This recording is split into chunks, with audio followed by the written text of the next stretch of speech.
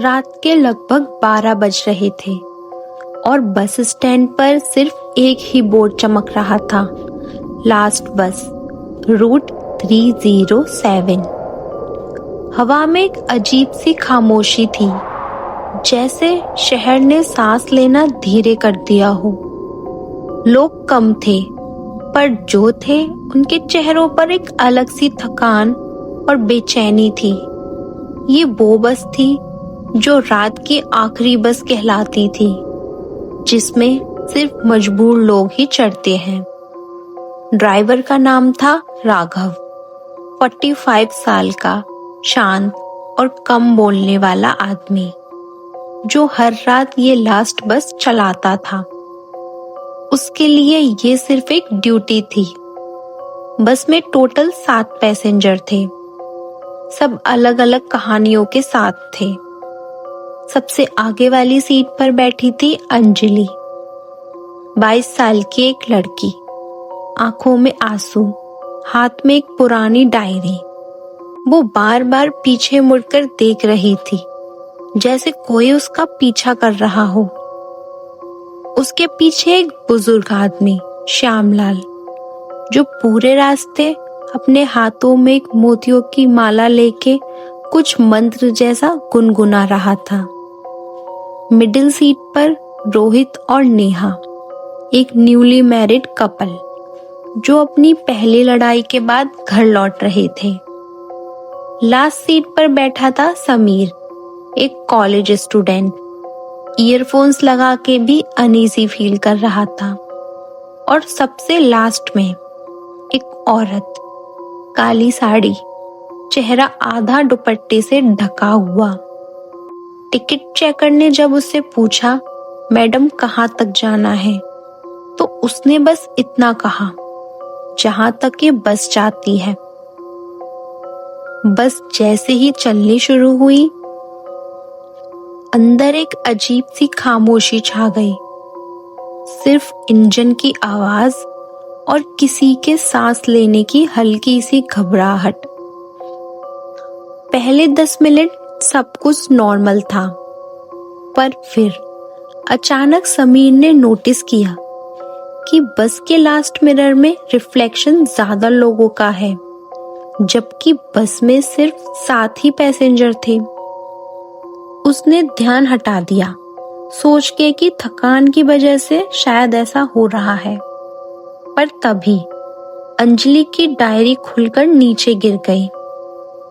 उसमें लिखा था एक ही नाम बार बार, आरव, और एक डेट 3 साल पहले की इसी रूट की। जैसे जैसे बस सुनसान रोड पर बढ़ी, स्ट्रीट लाइट्स बंद होने लगी, मोबाइल नेटवर्क 0 होने लगे, और तब अचानक श्यामलाल ने जोर से कहा, इस बस में कोई ऐसा है जो जिंदा नहीं है। सब शॉक हो गए। रोहित हंस के बोला, बाबा आप ज्यादा हॉरर मूवीज देखते हो क्या? पर तभी एक ठंडी हवा बस के अंदर से गुजरी और उस काली साड़ी वाली औरत के बाल हवा में उड़ने लगे, जबकि सारी खिड़कियां बंद थी और बाहर भी कुछ खास हवा नहीं चल रही थी। नेहा का हाथ ठंडा पड़ गया और उसे फील हुआ जैसे किसी ने उसकी कलाई पकड़ ली हो। ड्राइवर राघव पसीने से लथपथ होने लगा, क्योंकि उसे याद आया कि 3 साल पहले इसी रूट पर एक बड़ा एक्सीडेंट हुआ था, लास्ट बस का, जिसमें 5 पैसेंजर्स और एक छोटा बच्चा मारा गया था, जिसका नाम था आरव। क्या इस एक्सीडेंट के अलावा भी वो ड्राइवर कुछ और जानता था, जिसकी वजह से वो परेशान हो रहा था? क्या कुछ राज था उस लास्ट बस का, जिसमें ये सभी पैसेंजर्स ट्रैवल कर रहे थे? थोड़ी देर बाद बस एक पुराने ब्रिज पर रुक गई, बिना ब्रेक लगाए।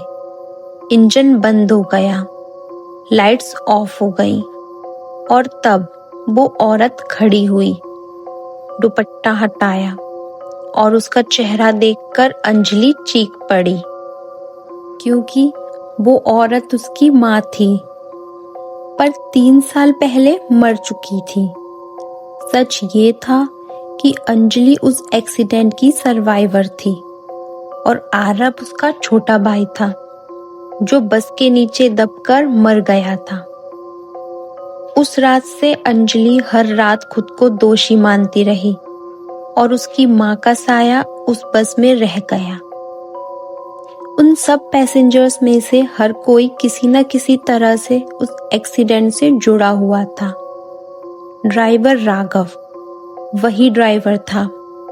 समीर उस दिन रोड पर वीडियो बना रहा था, पर मदद नहीं की। रोहित और नेहा उस बस के पीछे वाली कार में थे, पर रुककर मदद के लिए नहीं आए। और श्यामलाल ने उस दिन लाशें उठाई थी। ये लास्ट बस सिर्फ उन लोगों को बुलाती थी जिनके दिल पर बोझ होता है।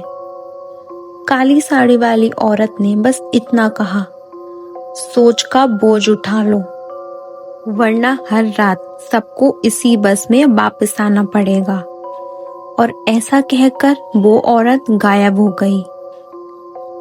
थोड़ी रोशनी चमकी और बस फिर से चल पड़ी, लेकिन अब हवा और ज्यादा भारी हो चुकी थी, जैसे किसी ने रात को अपनी उंगलियों में जकड़ लिया हो। राघव ने एक्सीलेटर दबाया, पर स्पीड मीटर हिल ही नहीं रहा था।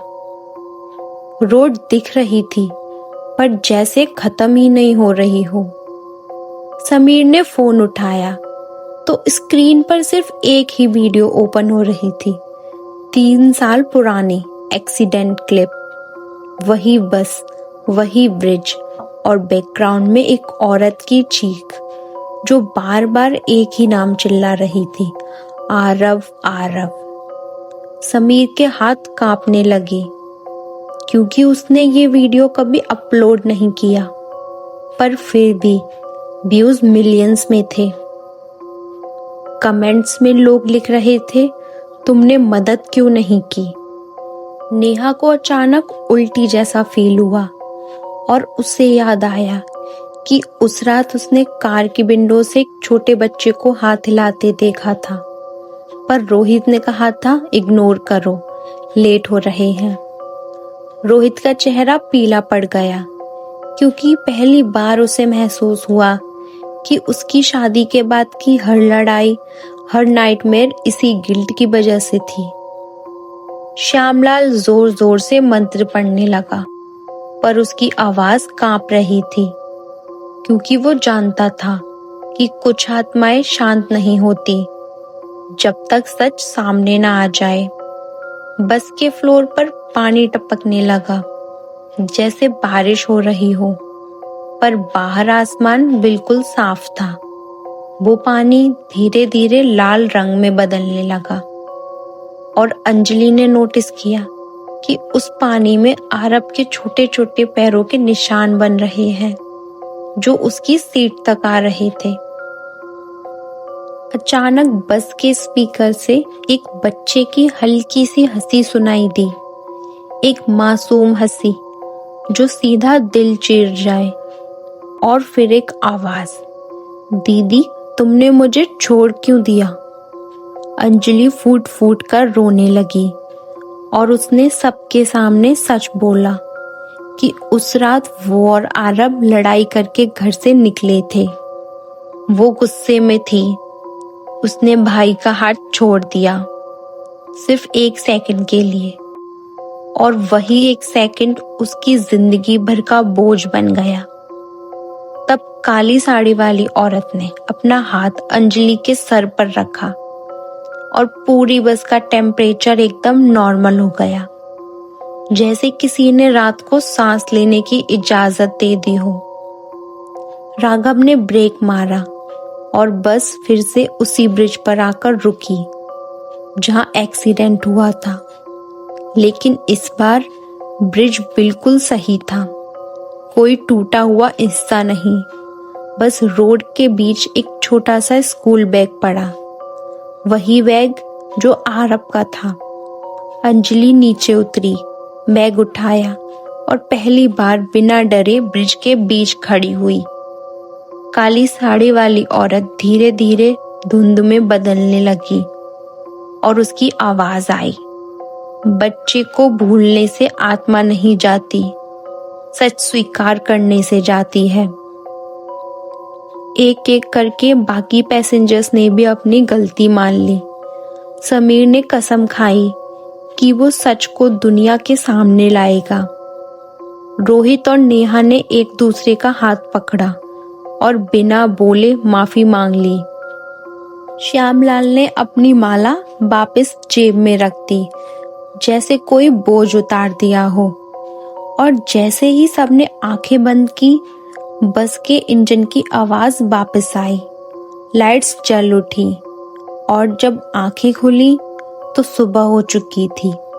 बस स्टैंड पर नॉर्मल लोग थे, पर रूट 307 का बोर्ड गायब था। राघव अकेला खड़ा था, हाथ में एक पुराना टिकट जिसमें पैसेंजर का नाम लिखा था आरव, और नीचे लिखा था डेस्टिनेशन होम। उस दिन के बाद से शहर में ये कहानी फैल गई कि रात की आखिरी बस सिर्फ सफर नहीं करवाती, वो इंसाफ करवाती है। और अगर कभी तुम्हें लगे कि किसी सुनसान रोड पर बस की हेडलाइट बिना आवाज के है और तुम्हारी तरफ आ रही है, तो याद रखना, वो बस तुम्हें नहीं बुला रही, वो कुछ सच उगलवाना चाह रही है। इसी के साथ आज की कहानी खत्म होती है। अगर आपके पास भी हॉरर इंसिडेंट है जिसे आप शेयर करना चाहते हैं, तो कमेंट करके अपनी स्टोरी बताएं। जब तक के लिए ख्याल रखें। मिलते हैं अगली वीडियो।